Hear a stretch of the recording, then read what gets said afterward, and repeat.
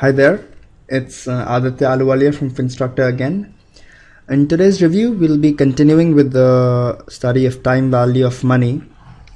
So we'll start with understanding how a loan payment, a mortgage or any loan gets amortized. See what happens when the frequency of compounding changes. Up till now, we've been dealing with annual compounding. We'll understand what happens when it becomes semi-annual, quarterly, or even continuous. So let's dive right into it. The question asks to construct an amortization schedule to show the interest and principal components of the end of year payments for an 8% 5-year $25,000 loan.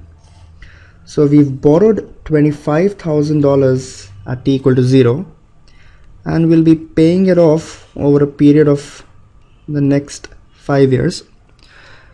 So the question asks us to first compute how much is that payment that we need to make for the next 5 years, and how specifically is the principal part of this $25,000 getting repaid, and how is the interest that is due on the $25,000 getting repaid over the period of time. So over the 5 years, we make payments of X dollars to repay the loans. These payments are called equivalent installments. And in most mortgages and most loans otherwise, it's a fixed payment that we make over the life of the loan to completely repay the loan, the interest as well as the principal. So let's take help of the TVM sheet again to compute the value of this X. So we have 5 periods. The interest rate per period is given to be 8%. The present value of the amount that we have borrowed is $25,000. We'll enter it as positive, indicating that we've borrowed this amount. The payments per period, each of these 5 periods, is what we have to compute. Make sure that the setting is at the end mode because these payments have to be made at the end of the period. And there is nothing of the loan to be left at the end of year 5, so the future value is going to be entered as 0. Let's enter these values in the calculator and see how much does X come out to be. So press the button 5 and press N, press 8 and press I by Y, press 25,000 and press PV. Ignore PMT, we have to compute that. Press 0 and press FV, then press compute PMT. So PMT comes out to be minus 6261.41. So if we pay $6,261, we'll be able to pay off this loan over the next 5 years.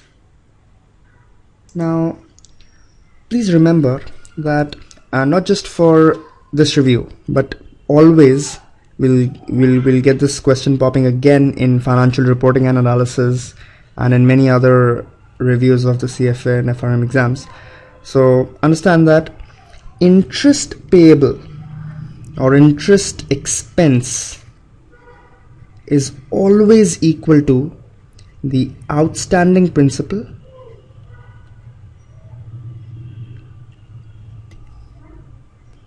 multiplied by the rate of interest at issuance, multiplied by the rate of interest at issuance. Please remember this,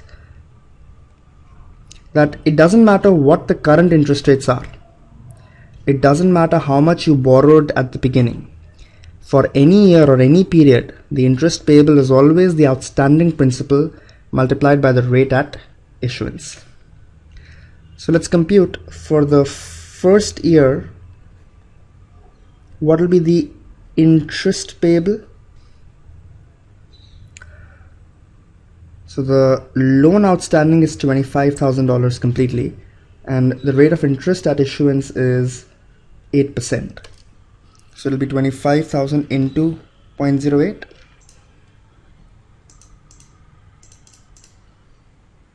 into 0.08.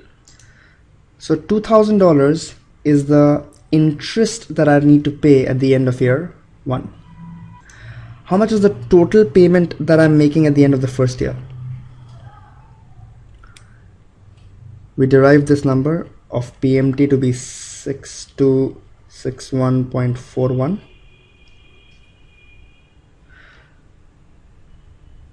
So if 2000 of this was interest, then how much of my principal have I repaid at the end of the first year? A total payment of 6261.41, of which 2000 goes out as interest, so the remaining is going to reduce my liability, or 4261.41 is the principal repayment that I have done at the end of the year. So at the end of year 2, or rather at the beginning of year 2, that is at the end of year 1, what would be the outstanding principal now? It was 25,000 at the beginning of year 1, and by the end of it I have paid 4261.41. So the outstanding principal would be 25,000 minus 4261.41. We can calculate that as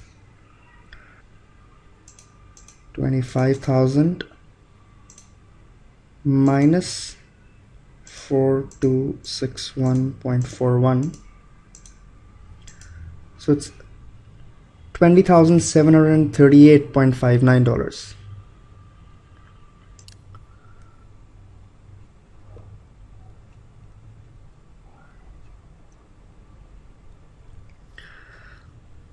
So that's the principal outstanding now. Hence, for the second year, what will be the interest due? It will be the outstanding principal multiplied by the rate at issuance. The outstanding principal I know, and the rate at issuance doesn't change. Please note that interest rates in the economy may fluctuate, but the rate at issuance is the rate applicable when you applied for the loan or when you issued the loan. So we will multiply it again by 8% and compute the interest payable in the second year. So multiply this by 0.08 and it comes out to be 1659.08. So at the end of the second year, I have paid an interest equal to 1659.08.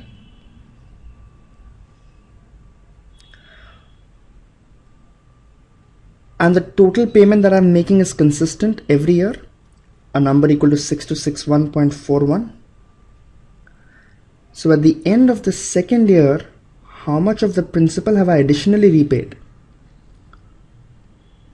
Whatever I pay over and above the interest due goes out to reduce my liability or my principal.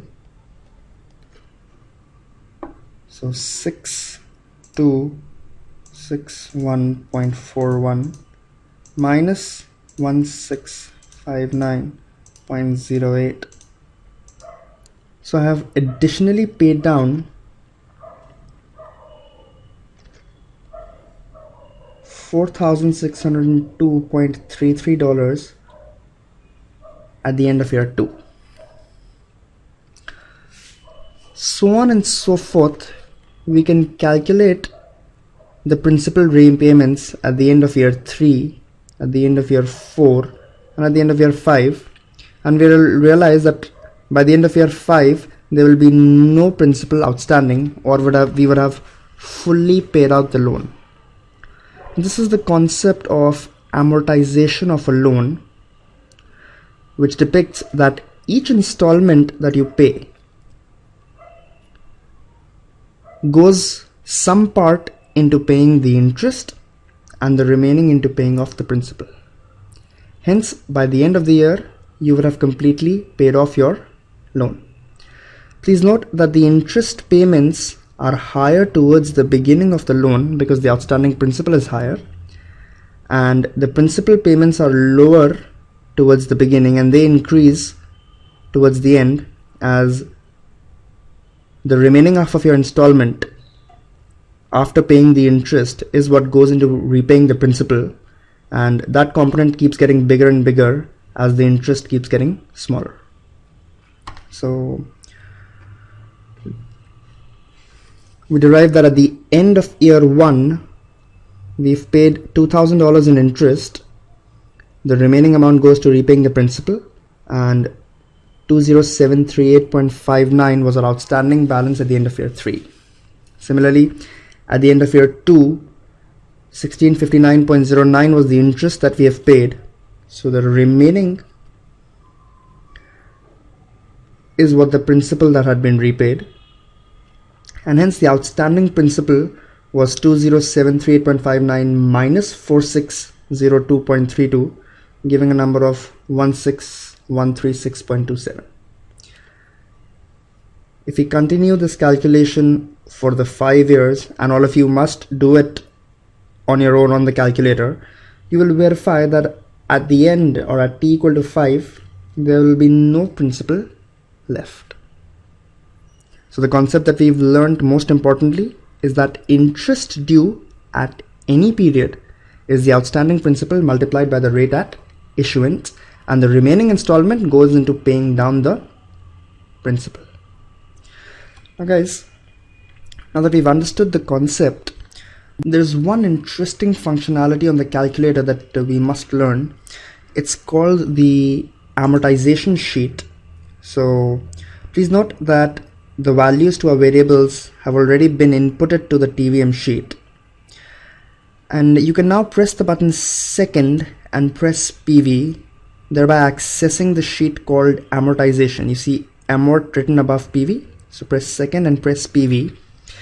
There are two inputs that this sheet needs. So you have to give a value for the beginning period, the default setting is 1, and an ending period. The default setting here would also be 1, guys. So if you scroll up and down on the amortization sheet, you'll see P1 equal to 1 and P2 equal to 1. These are the default settings. So what this means is that between period 1, the beginning is also the beginning of period 1 and the ending of period 1, the calculator, if we scroll down, will tell us what is the balance principal to be repaid, or the outstanding principal. Please verify it is the number 20738.59 as we also calculated. How much of the principal has been repaid in this period? So in this period we see that 4261.41 of principal was repaid. How much of the interest was repaid? $2,000. And the calculator does the calculation for us. Similarly, let's check it for the second period. So let's enter P1 as 2. So press the button 2 and press enter. Scroll down and enter P2 also as 2. So press the button 2 again and press enter. So you've entered both P1 and P2 as 2. So we'll now see how much is the balance left at the end of period 2 and how much principal and interest was repaid during period 2. So the balance left is 16,136 as we had calculated ourselves. The principal repaid was 4602.32 and the interest component was about $1659.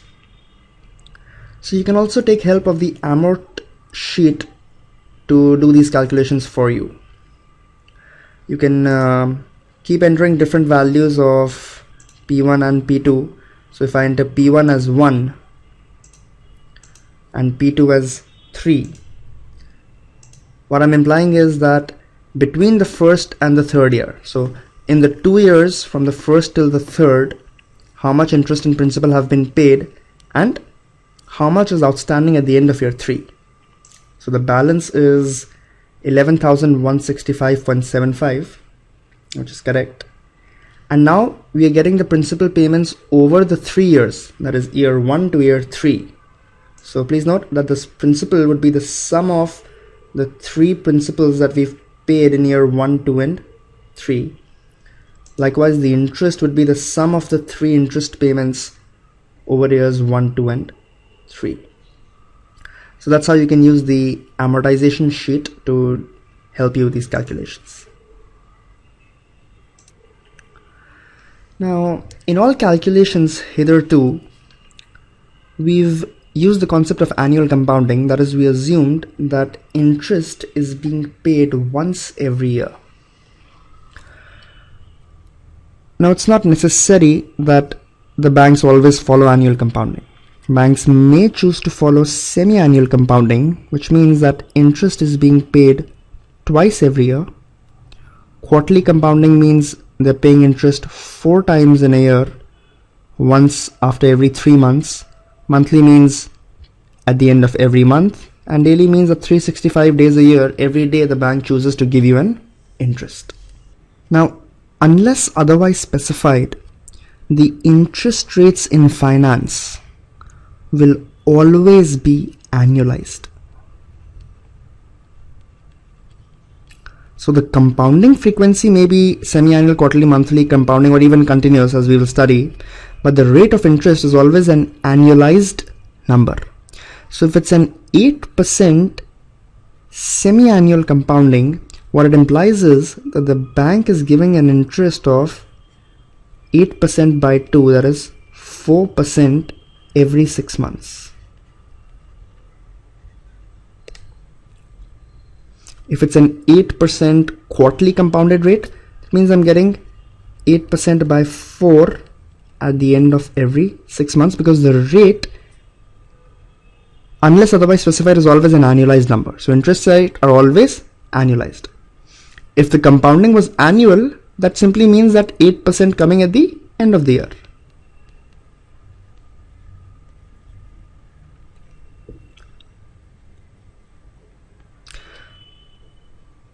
The second new term that we've studied is called EAR.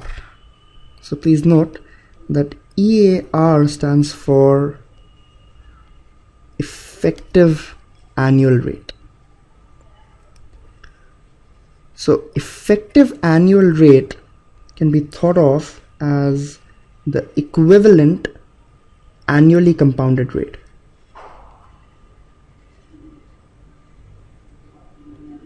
In other words, if the bank is giving me 8% semi-annually compounded, so one bank gives me 8% semi-annually compounded, and a second bank gives me 8% annually compounded. So the annualized rates are the same, but one is giving me a semi-annually compounded figure and the other is giving me an annually compounded interest. Which one would I prefer?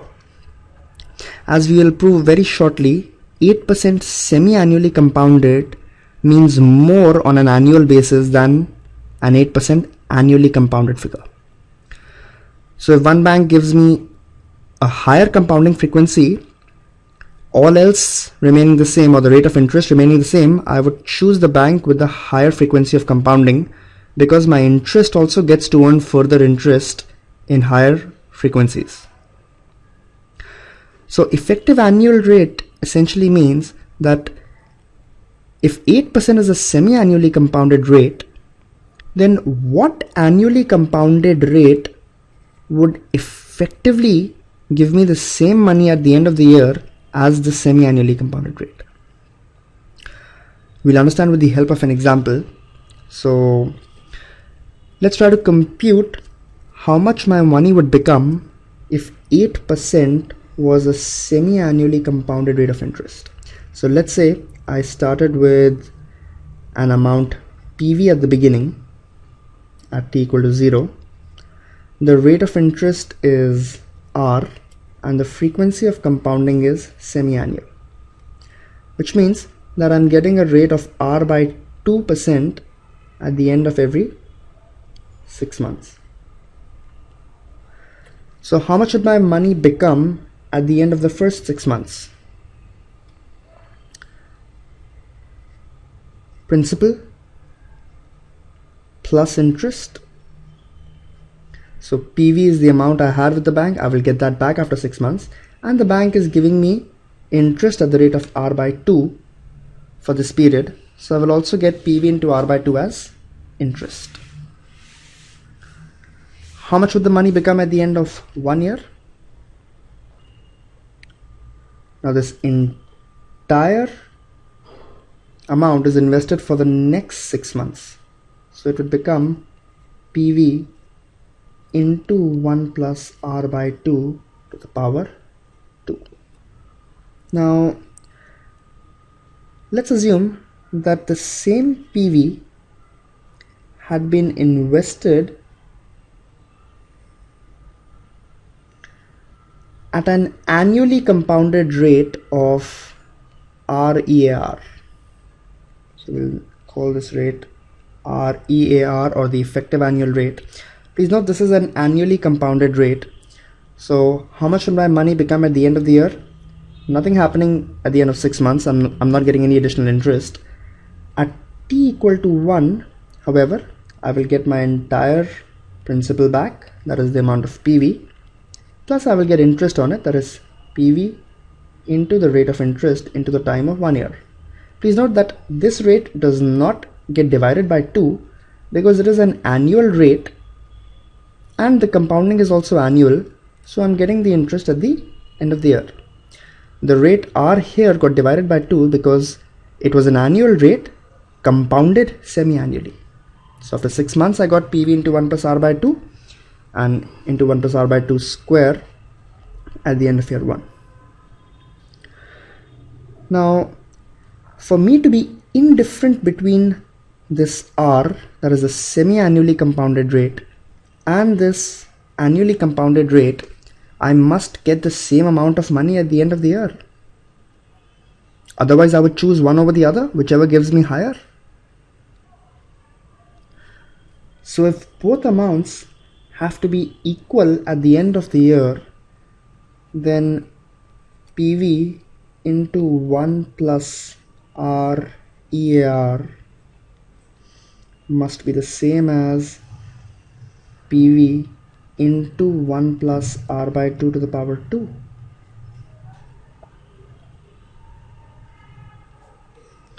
PV gets cancelled.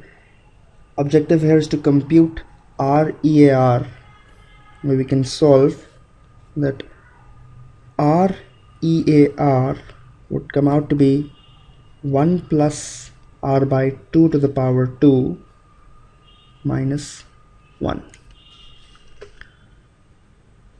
Just transposed the 1 from the left hand side to the right hand side, and it gives me REAR. So let's substitute the values that are given in the question. Question says, using a stated rate of 8%, compute the effective annual rate for semi-annual compounding. So the annual rate of interest is given to me as 8%. So it will be 1 plus 0.08 by 2 to the power 2 minus 1. Or it will be 1.04 to the power 2 minus 1. Let's take help of the calculator. So press the button 1.04. You can directly press x square, or you can press y to power x2. So since we have x square given, we'll compute x square and subtract 1. Press equal to. So it comes out to be 0.0816 or 8.16%. So what this means is that an 8% semi-annually compounded rate is equivalent to an 8.16% annually compounded.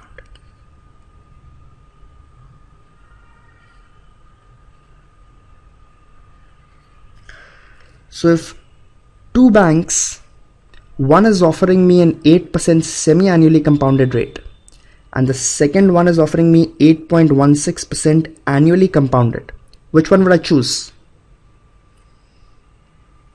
Now I would be indifferent, guys, because this is an effective annual rate equivalent to an 8% semi-annually compounded rate. So that's the concept of effective annual rate, okay?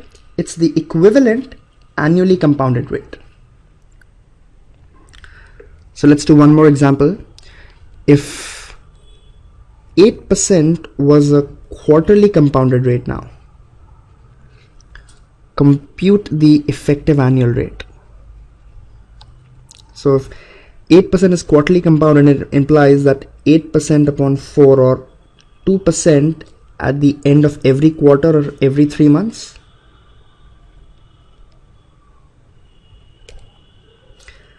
So during the year, how many times will I get interest? 4 times at the end of every 3 months. Let's assume again that the rate of interest, generally speaking, is an annualized number of R, and I started with an amount PV at t equal to 0. So how much would my money become at the end of the first quarter? I would get my principal back plus the rate of interest every period. That would be PV into 1 plus R by 4. After 6 months, it would be PV into 1 plus R by 4 to the power 2, so on and so forth. At the end of the year, it would become a number equal to PV into 1 plus R by 4 to the power 4.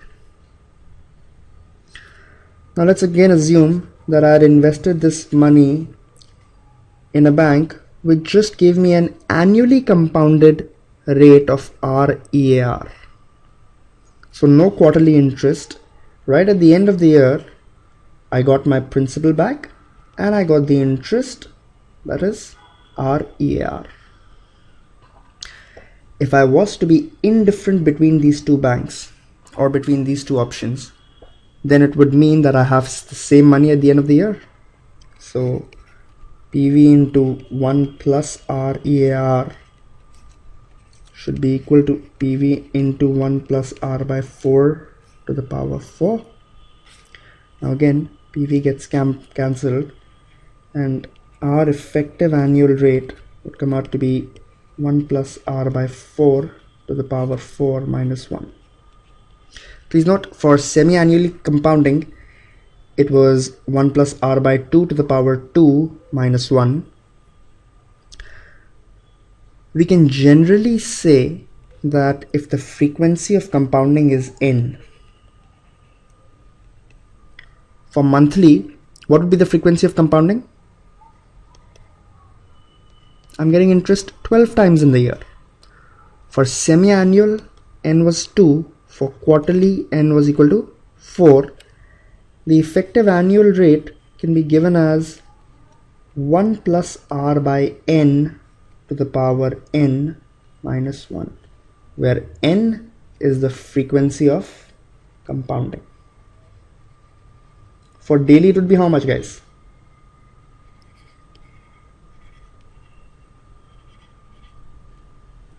$365. So let's compute the effective annual rate for and quarterly compounded rate of 8% as in the question, and then we'll go ahead and understand the next concept. So again, it would now just be 1.02 to the power 4 minus 1. So let's press the button. 1.02 y to the power x 4 minus 1. It comes out to be approximately 8.243%. So again, understand the concept that an 8% quarterly compounded rate is equivalent to an 8.243% annually compounded. It's even better than semi-annually compounding. So the more frequently I'm getting interest at the same rate, the better it is. If the frequency of compounding became n, then the effective annual rate would be 1 plus R by n to the power n minus 1. Now it's a slightly mathematical concept. Even if you don't understand the proof henceforth, it's alright, and the CFA is not a maths exam. Theoretically speaking, can the bank give me an interest every nanosecond or every second, let's say?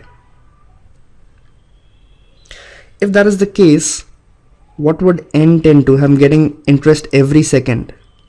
365 days into 24 hours into 60 minutes into 60 seconds per minute.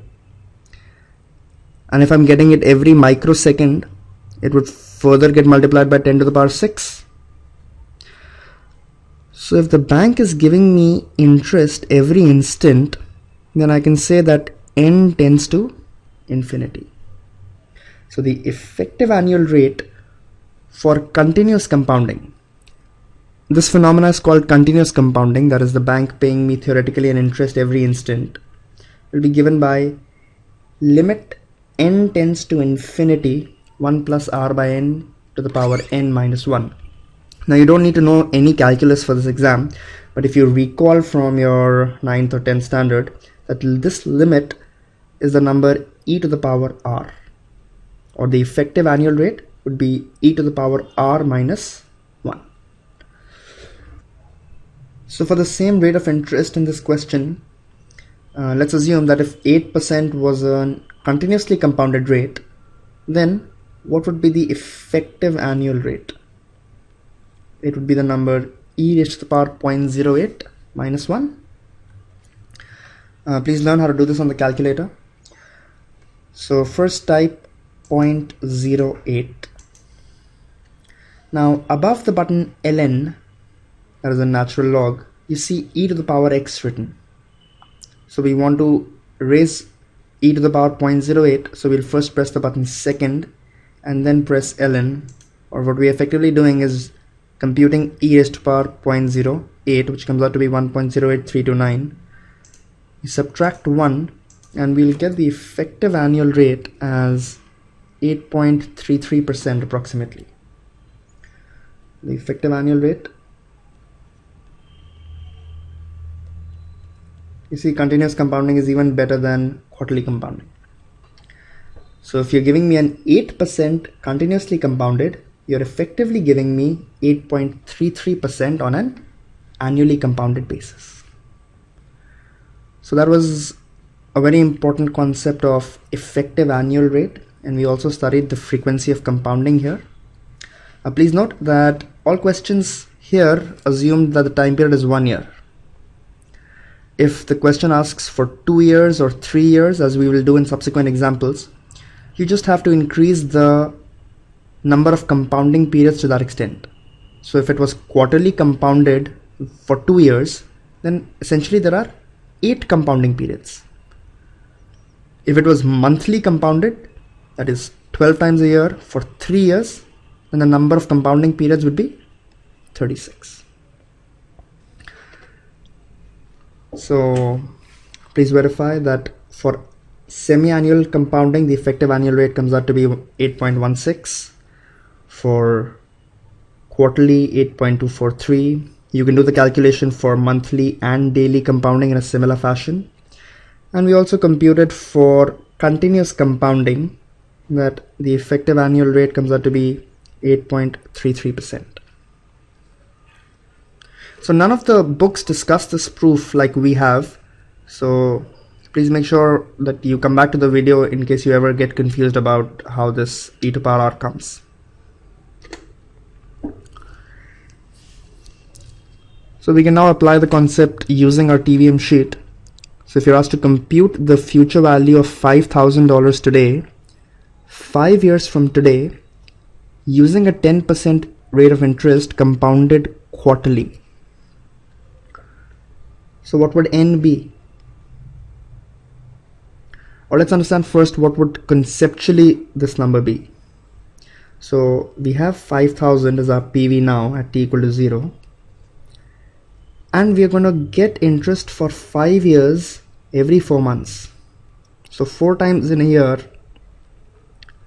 we would get an interest of r by 4, that is 10 by 4.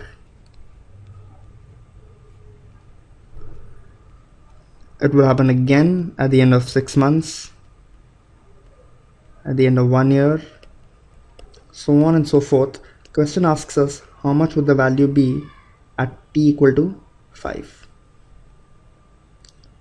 So it would be 5,000 into 1 plus 0.1 by 4 to the power 20 compounding periods, 4 in a year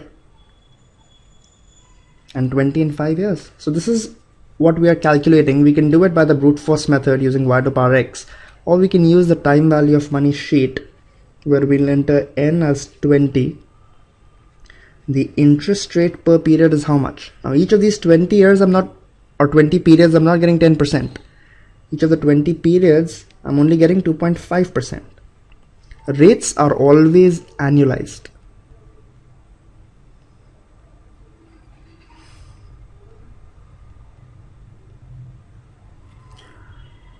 The present value is 5,000. There is no payment that I'm withdrawing or that I'm additionally putting in any of these 20 periods. And I can compute FE. So press 20 and press the button N. Press 2.5 and press I by Y. Press 5,000 and press PV. 0 PMT and compute FE. It comes out to be $8,193.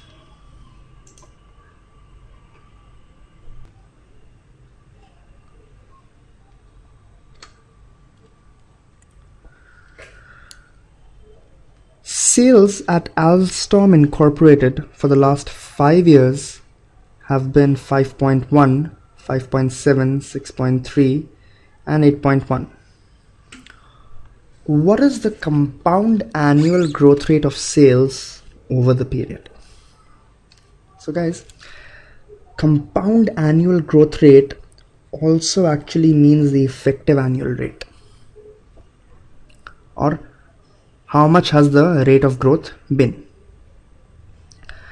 So in this question, the sales went from $5.1 at t equal to 0, 1, 2, 3, 4 to $8.1 at the end of t equal to 4.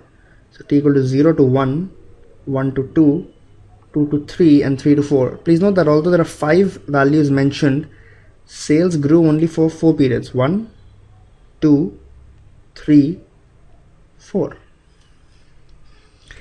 How much were the sales to begin with? It was a number of 5.1. Let's assume that the rate of growth annually, or the effective annual rate now, is given to be R. So how much will the number of 5.1 become at the end of 4 years? Given that it is invested at the rate of R compounded annually, it would become PV into 1 plus R to the power N. That is 5.1 is growing annually at the rate of R. But how much does it actually become? After 4 years, it becomes a number equal to 8.1. So can we compute the implied R, or what is the effective annual rate at which the sales have been growing, also called as the compound annual growth rate of sales. A very common term used in the industry and used at different points in time, so you must understand it well. Or you can say that 1 plus R to the power 4 is equal to 8.1 upon 5.1, which means that 1 plus R is a number of 8.1 upon 5.1 to the power 1 by 4, and R would be this value minus 1. So let's do it on the calculator. We'll first press 8.1 divided by 5.1, which comes out to be about 1.588. We'll store this in the memory register 1, and we want to raise it to the power 1 by 4. So we'll first calculate 1 divided by 4, which comes out to be 0.25. Now I want to recall 1 and raise it to the power, that is press y to the power x, what I stored in 2. So recall 2 to the power 0.25 and press equal to. So it comes out to be 1.12261, and I can derive my R as 1.12261 minus 1, that is 0.12261, or 12.261%. So the sales have effectively grown every year over the next 4 years at a rate of 12.26%. Please note that these intermediate values don't matter. You can put any number for 5.7, 6.3, 6.9 as long as the sales have become 8.1 from 5.1 over 4 years. The effective annual growth rate or the compound annual growth rate has been 12.26%.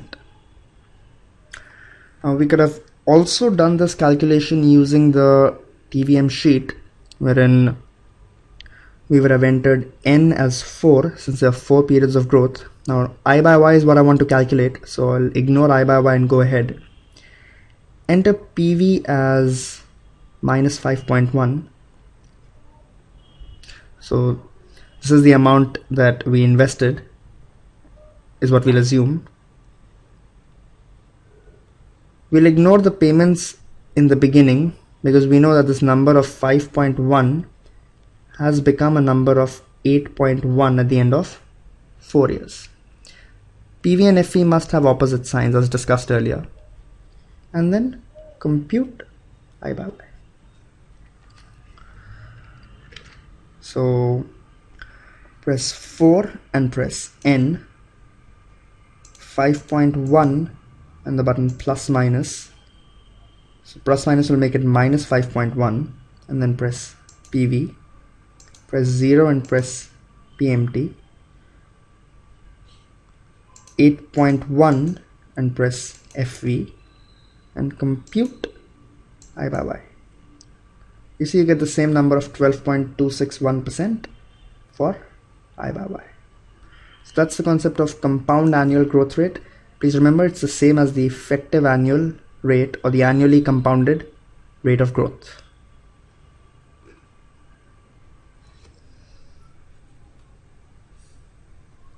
So that's about today's session, guys. Very interesting concepts of compounding, IRR, the cash flow sheet that you studied today. Make sure you practice a lot of questions and cement these concepts for the exam. Practice is the key to success on the exam. Thank you so much and see you next time.